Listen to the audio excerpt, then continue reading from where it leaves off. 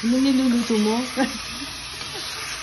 Mag-1-2 na naman tayo dito magluto ng ulam. Ay, Para pampalakas, magpuyat at saka ito, may sakit.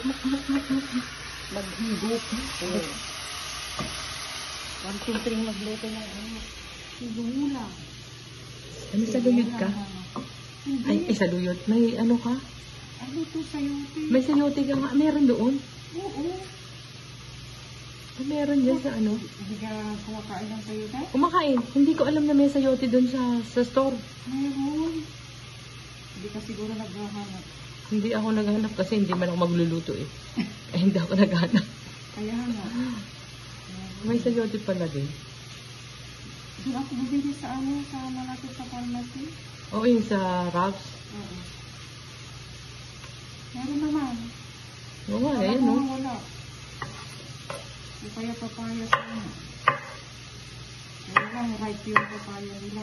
Ah, hindi yung pang ano. Mahigog. Ay, look. Masarap ito. Delicioso. Fresh pa siya. Siyempre. Ay, naku, hindi pa. Yung po, akala ko yung ano, noodles pala.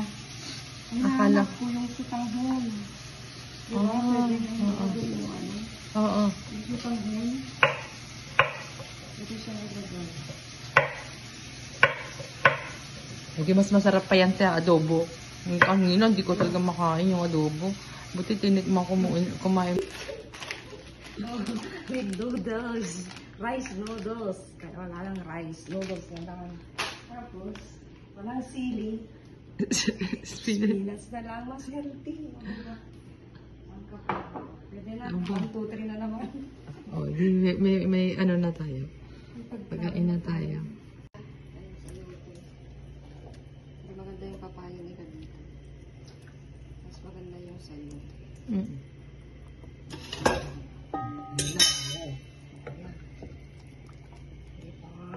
Oh, yum. Cover it. Gusto na yung adobo mo. Oh, yan. May noodles na. Adobo? Tinola. Ay, tinola nga pala. Tinola. Tinola. Ang sarap ng ano. Alam mo, baka gusto ni ano yan. Sabi niya, organic ba yan? Yan. Sabaw lang naman.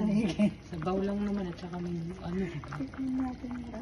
Hanggang dito, malamang. Matigas pa siya. Matigas pa siya. Maas ko kaya.